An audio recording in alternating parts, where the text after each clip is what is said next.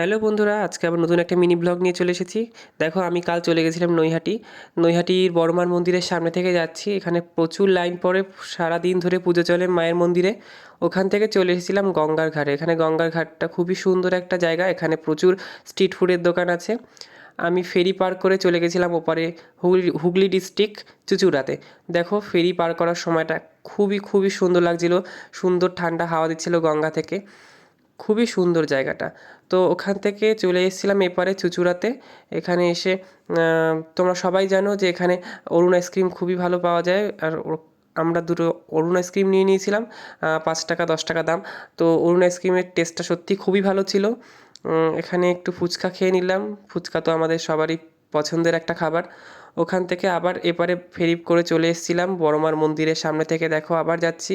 তবু এখানে ভিড় কমেনি, এখানে প্রচুর ভিড় চলে সারাদিন ধরে। চলো, সবাই ভালো থাকবে। ভিডিওটি ভালো লাগলে লাইক কমেন্ট শেয়ার করে দেবে, সাবস্ক্রাইব করে দেবে।